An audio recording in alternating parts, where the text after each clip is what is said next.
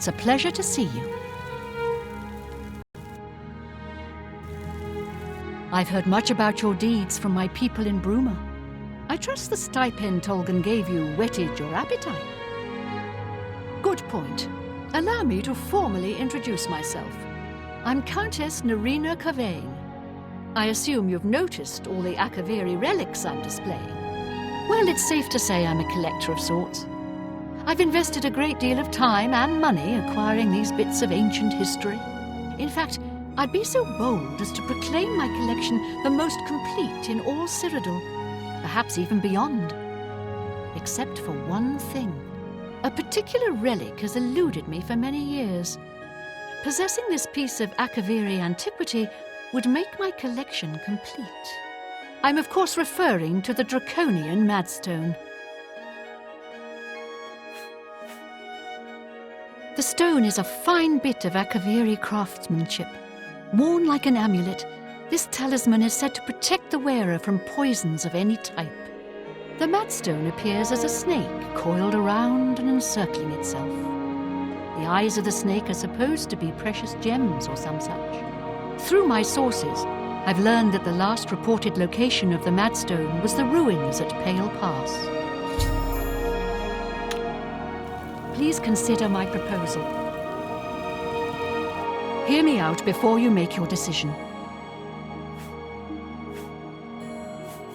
Are you familiar with the history of Pale Pass? Back at the end of the First Era, raiders from the continent of Akavir attempted to gain a foothold here in Tamriel. At that time, the Empire was broken into smaller factions.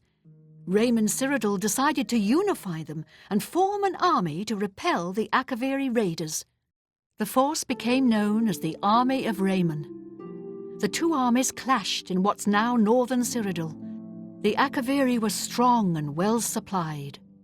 But their greatest error was marching through Morrowind on the way to their objective and dismissing the response it would garner from Vivec. They didn't count on Lord Vivec forming an alliance with the Trident Kings of the Dreg.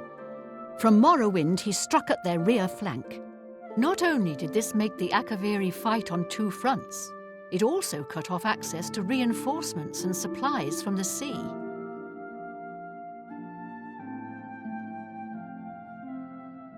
Not quite. The army of Raymond knew that the organized Akaviri forces were commanded from a hidden post in the mountains. Rumors placed it in a snowy vale called Pale Pass. That's where Raymond focused his attention. As his forces fought their way across the Gerald Mountains, the Akaviri suddenly surrendered. It was assumed they were overwhelmed and gave up. The only strange part was that the command post and Pale Pass were never found. It was dismissed as a rumor, and the army of Raymond celebrated. It's come to my attention that the post did exist, and it happens to be the last reported location of the Draconian Madstone. If you retrieve the Draconian Madstone for me, I'll be happy to compensate you by rewarding you with another Akaviri artifact. Are you game? I had a feeling you'd accept. Good. Then let me tell you how you're going to find the Madstone. I've come into the possession of a diary, written by an Akaviri messenger. I suspect that the text within can lead you to the ruins. Here's a translation of the passages we could still read. It was quite damaged. I've also included a rough map that was drawn in the diary as well. I'm also providing you with a unique key that was supposedly found with the diary. I'm assuming it'll prove useful when you arrive at the site. I paid several scouts to try and find the ruins at Pale Pass before I hired you. They were only able to locate the first of a series of landmarks. These landmarks are mentioned within the diary. The one referred to as Dragonclaw Rock has been located. I'll mark it on your map. The rest is up to you. My scouts reported bitter cold and dangerous creatures in the area, so they couldn't proceed.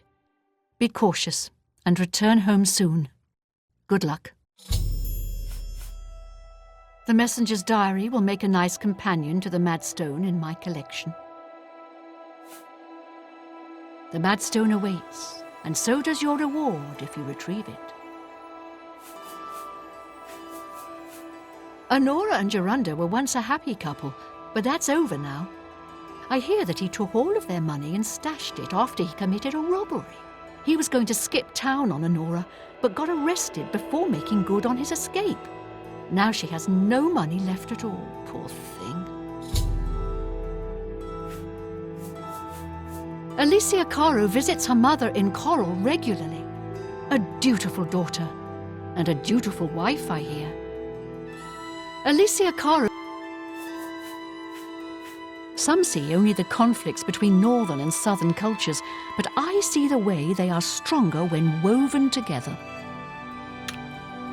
May the path ahead be free of danger.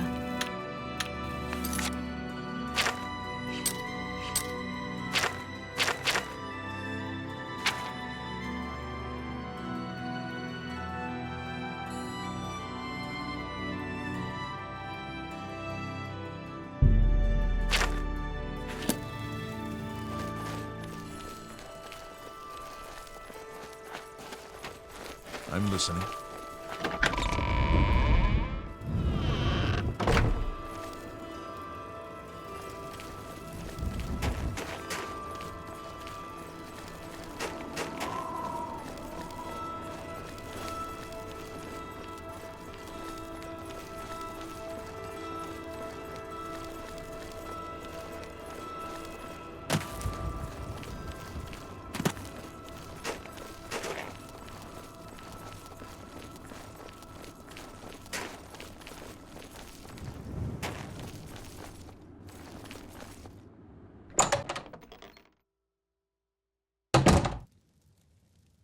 What do you want?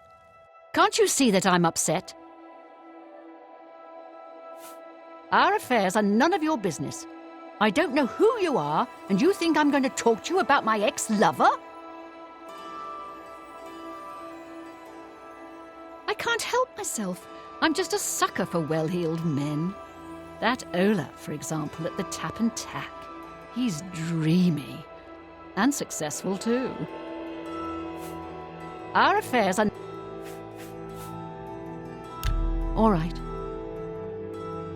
For me, you... I appreciate the gesture. I'll take that and thank you very much. For me, that will get you something. I suppose I can trust you with this information. After all, if you can help me recover my stolen gold, you may find yourself earning some of it. I know what you've heard, all about Jorunda and his run-in with the town guard. Well, let's just say it isn't exactly all true. I may have let a detail or two leak out to entice someone such as you to assist me. Until you agree to my scheme, I don't want to say more. All I can promise is that you'll be making a lot of money. Are you in or are you out? Smart answer. Here's the deal. Jorunda and I have had a rocky relationship at best. Against my will, I've been dragged all over Cyrodiil helping him commit petty crimes. I wouldn't say we're thieves. I mean, we've stolen things, sure. But we've never stolen that much at one time.